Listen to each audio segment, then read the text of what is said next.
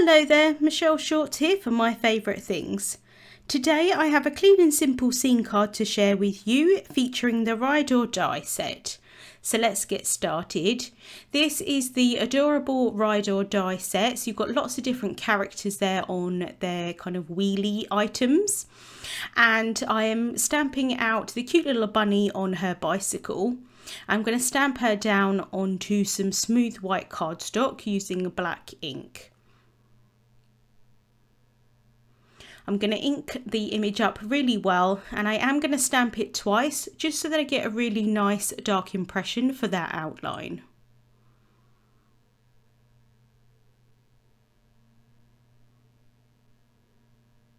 I'm then going to colour her with Copic markers. So as I usually do with Copic markers, I'm starting from darkest to lightest. That's just my preferred method to use when colouring with Copic markers. So I'm using some warm grey colours, and I'm using the W5 just to map out where my darkest areas would be. Now unfortunately, I don't know how well you can see here on screen, but my W5 marker is almost completely run out, and so it's kind of giving it a bit like a mottled effect. I'll be honest, I haven't really done very well with Copic maintenance recently. It's really helpful if you're new to Copic markers to try and refill them where possible and try not to let it dry out too much. It can damage the tip if they're too dry, and so it's making it to be a little bit mottled, unfortunately. So I'm using the W3 to try and blend that out a little bit, but what I end up doing is bringing in the W4 and going over where I coloured with the W5, and that does try and blend it out as much as possible. The great thing with kind of critters, like I've said in the past, is that they have fur, so the colouring doesn't need to be completely smooth. I think sometimes it's quite nice to have a little bit of texture on these animals, but it wasn't necessarily what I had planned to do. And then I ended up bringing in my W2 marker, and then that was completely dry as well, so I need to buy some more refills and refill my Copic markers. But I managed to get there in the end and finished off with the W0 as my lightest shade. Quite often you can skip colours, so like you wouldn't necessarily need to do W5, 4, 3, 2, 1. You can definitely skip ones in between, and I often think that you get a nicer blend doing that as well, but sometimes I add in the ones in between just in case I kind of need to get either a better blend or some of them have run out of ink. So I'm going on to colour in her trousers here, and I thought I would colour them a bit like jeans, like denim, and I find that these blue shades work really nicely for denim. And then I'm going to add some pink for her top.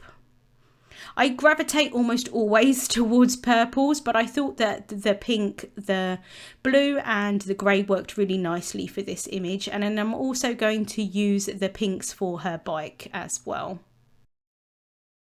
So while I'm colouring in the image, I thought I would talk a little bit about my design process for this card. I knew that I wanted to use this image. I think she's absolutely adorable, but I wasn't sure what to do for the rest of the design on the card or what kind of layout I wanted to use. So what I did was I went to my Instagram feed, and I could see all of the cards that I've made previously that I've posted on there, and I took one of the cards and thought that I would change up the design slightly but use the layout and the design pretty much exactly as it was. And actually it is a card that I've shared here on this channel in the past. It's a card with a fence at the bottom and then also some birds. And I really loved the design of that card, and so I wanted to use the design but with a different image. So I've taken the Ride or Die dynamics and I'm placing the coordinating die over the image, holding it down with some low tack tape, and then I'm going to run that through my die cutting machine. And then I can just pop her out, and isn't she absolutely adorable?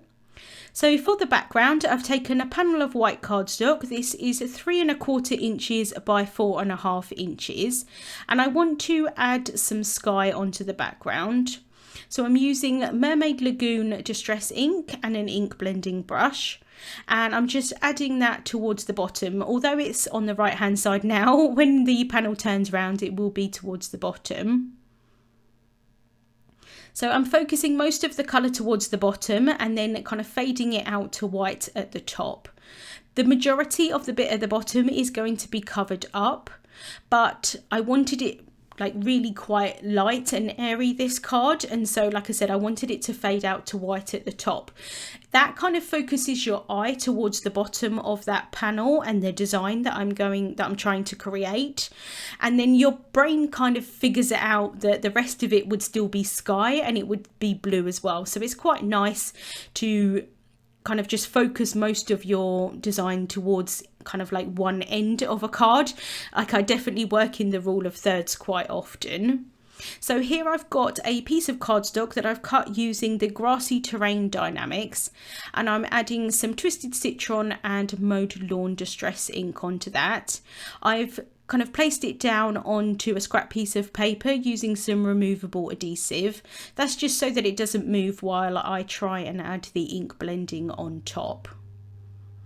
So I want to stamp my sentiment, and I'm bringing in the fence die. This is the one that I used on my previous card and the one that I'm going to use on this card as well. And I've got a piece of plastic here, and I use this quite often just to map out where I want things to be stamped. So I'm using the fence as a placeholder so that I can see how high up I want to stamp the sentiment. And I'm using the Hello There sentiment from the Itty Bitty Basics set. This is one of my favourite sentiment stamp sets ever. I just love the small size of the sentiments, and I actually used it on my last video as well. So I'm bringing in the bunny here so that I can make sure that my sentiment is going to look okay with the rest of the design. And then once I'm happy, I can press the door of the MISTI down so that it grabs the sentiment. I can remove that fence, but I'm going to leave the plastic in place, and I'm going to stamp onto the plastic first so that I can make sure that that is straight, and I do think it is. So then I can remove the plastic, and then I can ink up my sentiment again and stamp that down onto the panel. So I'm using some VersaFine Clair ink for this. This is a really nice dark crisp ink to stamp sentiments with.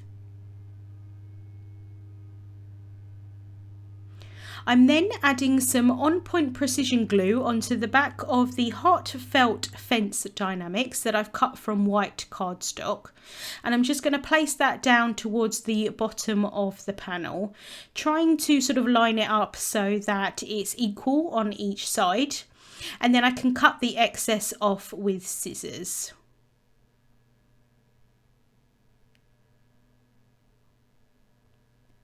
In the set, there's also some extra pieces so that you can add on top, and it looks really nice as is, but I did think that I would add those on as well, and it just gives a little bit of extra dimension onto the card. So I can just pop those pieces on top. So effectively what I'm doing with this card is I'm actually casing one of my own designs. So CAS, C-A-S-E, I have it to believe it's copy and selectively edit, but I know a lot of people say it's copy and share everything. Either way, what you're kind of doing is you're taking a design that you've either created yourself or you've seen someone else do, and you are changing little bits slightly and trying to kind of like make it your own. If you are posting on social media, I would always make sure that you credit the original designer. But in this case, it's my own card, so that's absolutely fine. I'm adding some grass onto this one. Before, on my other card, I just added kind of like ink blending behind the fence piece that kind of looked like it would be grass there.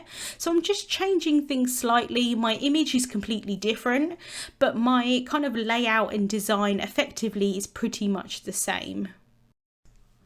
I've added some thin foam tape onto the back of the panel, and I'm adhering it down onto an A2 size white card base.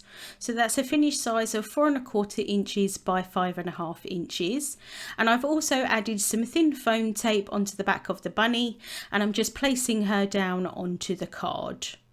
Just placing her down lightly to start with, make sure that she's in the right place, and then I can press that down. I'm then adding some black glaze pen onto her eye. That's just going to help it pop. and also adds a little bit of sparkle and shine as well. And then I decided to add some white gel pen highlights. I wasn't sure if I was going to do this or not. I don't think it brings a huge amount to the image, but it does just add a little bit of extra interest. They are a little bit difficult to see on camera because I'm effectively adding them in the lightest areas, but in real life you can see them, and like I said, it does add a little bit extra onto the image. And so that's the card finished for today. So if you have cards that you've made in the past and you really liked the layout and the design, definitely look at them in a different way and see if you can use that same design but with different products. Links to the products that I used will be listed in the description bar here on YouTube. Thank you so much for watching, and I hope you have a wonderful day.